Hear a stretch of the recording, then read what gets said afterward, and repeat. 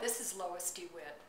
This afternoon I'm going to be working on a very small drawing in colored pencil. And the drawing is going to be the same kind of subject matter that I have been exploring with my oil painting. For example, this is one of the paintings that I have done, and it's exploring a certain kind of subject matter. Here is another painting that I recently completed. You may have seen the video on how I made this painting, and you can see that there is a certain commonality of subject matter with the dog and the foliage shapes and the colors. So that's what I'm going to be working with and repeating in my, see how I'm set up here. I have my sketchbook, and I've actually ruled out a square that I'm going to be working in, and that square actually is just a little bit smaller than this pre-cut mat that I have. I have several of these small mats, so if this work turns out, it will fit the mat. I've taken actually some talcum powder, and I have just very lightly coated the page before I put the tape on, because I found that with the talcum powder, the tape doesn't stick. Sometimes when you're done with the work and you pull the tape off, it'll stick, and that's very aggravating. I'm going to be working pretty much from my imagination, and so I know that I'm going to have some leaf forms in here, and then a poodle profile, I think, is going to be in here like this. And I'm going to make just some spiky leaf forms here, I think. And maybe a couple here. And then I think I'm going to make some broadleaf forms here.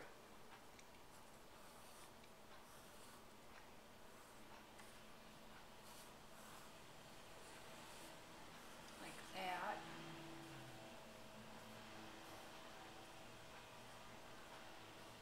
Kind of overlap them. And when I work this way, I think it's fascinating.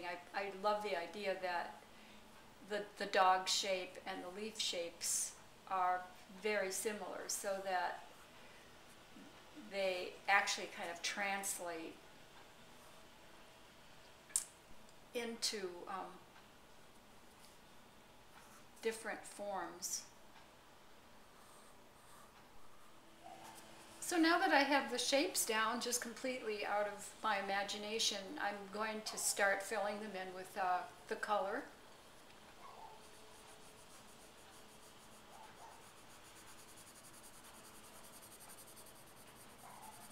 And I like to get some of the color down first and then decide how I'm going to do the shading on them.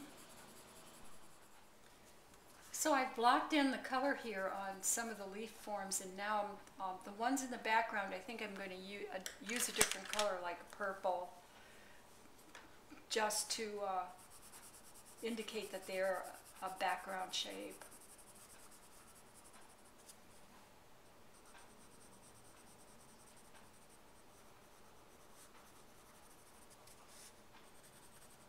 So now I've just blocked in the color on these shapes here, and so I can get an idea of what the color, how the colors are going to interact. And now I think this background color is going to be yellow, so I'm going to do that next. And I'm just lightly shading the color in right now, and then I will make it more solid once I get all of the color areas done. So there's the yellow, and now I think these shapes here, I think they're going to be, I think I'm going to make those red, and then the poodle shape I think will be green. So we'll do these shapes next.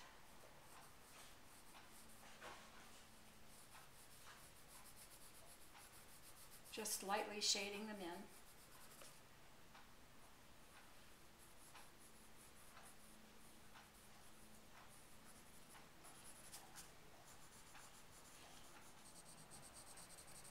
last shape, which is the dog shape, done, I can go back into all of these colors, make them more solid, and bring some more color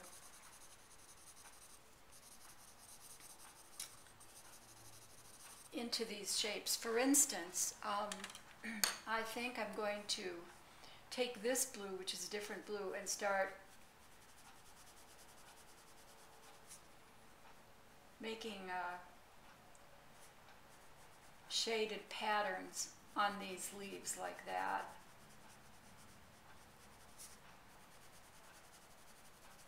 So this brings in another color. It indicates light and shadow, and then also the forms start to become solid. And you can see with colored pencil that when you overlay one color with another, you get a really interesting, rich blend of colors, and you can do 4 or 5 different colors in colored pencil that way, just by layering the colors, one color over another. And now I think I'm going to go into the purple and just do that same kind of layering with red. See what kind of color I can produce there.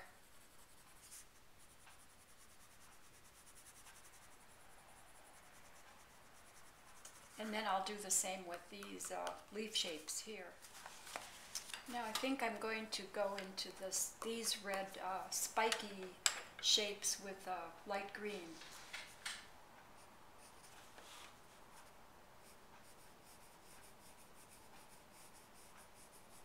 That's an interesting color, that red over the green over the red.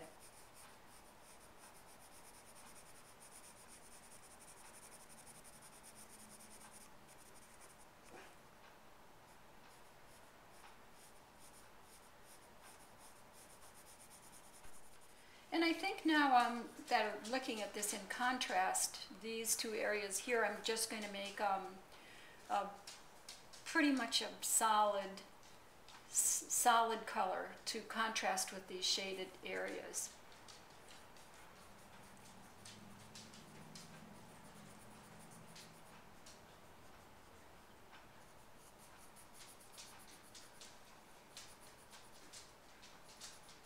So you can see that you can get some really nice solid color areas with colored pencil, and it goes on really smoothly and easily, and the color is very good.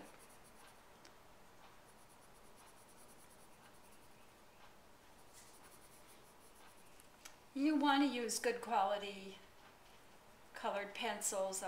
Prismacolor is good. Derwent also puts out some really great colored pencils. So now I have that dark shape in, and I think I'm going to go back into these green leaf shapes here and add another color to solidify them further. I think I'm going to use a brown.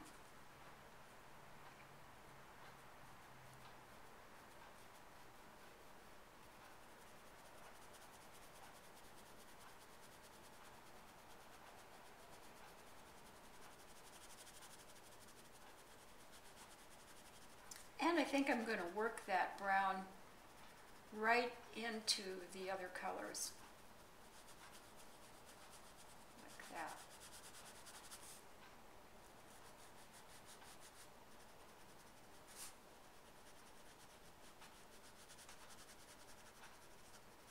So now you can see how the shapes are becoming more defined and richer in color.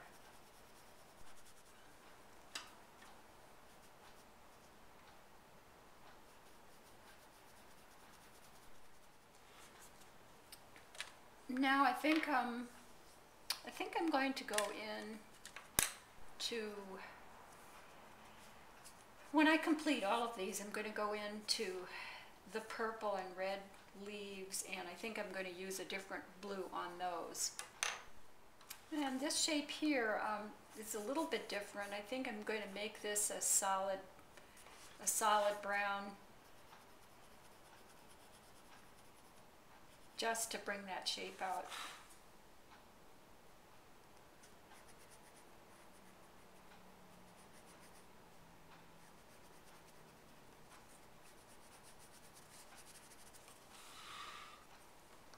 Now I'm going to take this different blue and go into these leaf shapes here. Just outlining like this, and then just bringing that color right in. That's a beautiful blue.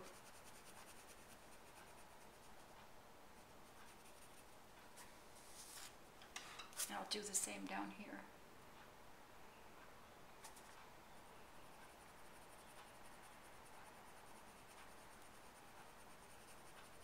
So you can see how rich the color is getting.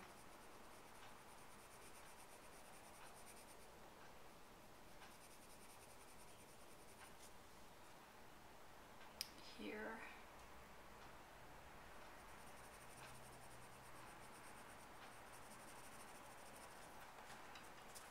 And I think right here.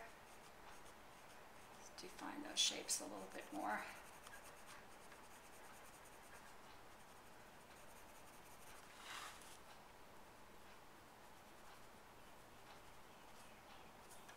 Now there's this interesting interplay of various shades. I think this blue would be nice on this shape down here too, so I may shade part of this that I made solid and then just go in here.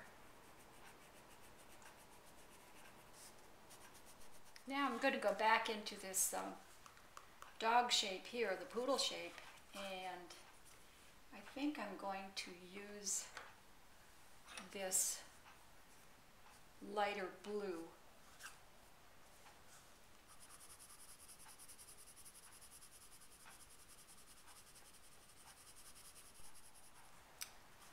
And as I'm doing this, I'm thinking that I'm going to make this solid and then bring maybe some yellow or orange into the dog's profile to indicate light. Just working freely like this, if you watch very carefully what you're doing, your work will tell you what to do. It'll just almost, it's almost like it's developing all by itself. You're just kind of going along for the ride. It comes from somewhere. I like to think it's a creative part of the mind, and that everybody has that. You don't have to be an expert draftsman or having drawn all your life to be able to work this way. I think it's innate in all of us. So now I just think that I could finish off this part here with orange would be quite interesting. And I think that these shapes here have to be made more solid, so I'm just going to go into them again with the green.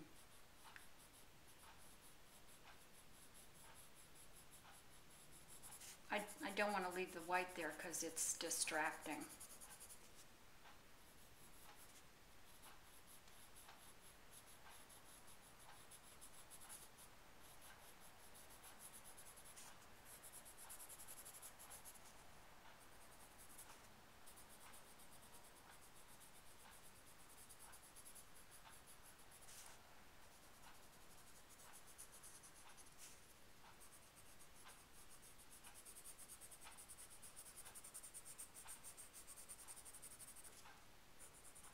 So that's pretty neat. They almost look backlit.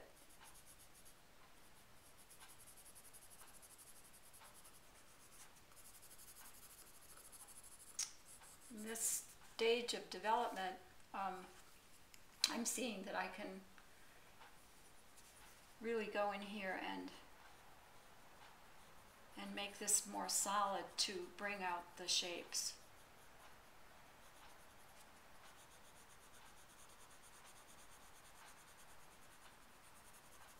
And you could just, you see how that blue just pops right out.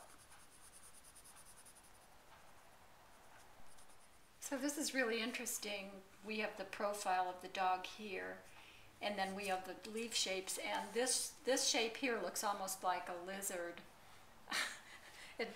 This often happens when the drawing is developing. Now, I really want to start solidifying this background, which I think will I'm just going to keep it yellow and see how it contrasts with the rest of the shapes.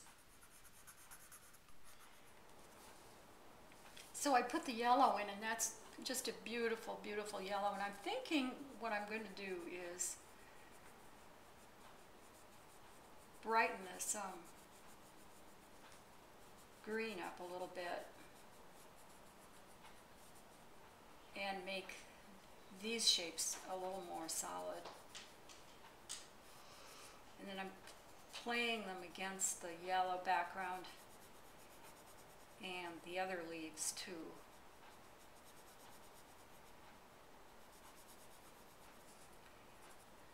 So in this way they will make a pattern, and a kind of a tension is set up between the solid yellow, and then if this color is brighter,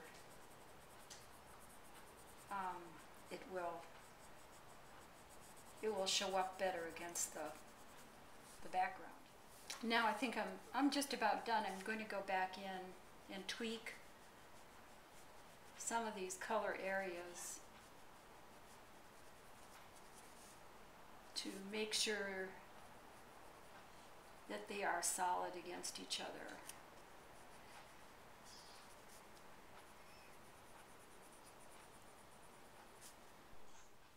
Well, there's my finished drawing, and that was a lot of fun to do. I just ended up bringing some more colors in and making some of the edges more solid. I brought some more shading in here and went over the yellow again to make it nice and solid, and then I've taken it out of my sketchbook and I've put it in my mat. So I think it's worthy of matting. I think you should try this with your colored pencils. Do a small drawing and just experiment with shapes and look very closely at how the colors are interacting, how you can use one color over another. Don't try to logic it out. Just rely on your eyes and rely on the piece telling you what direction to take.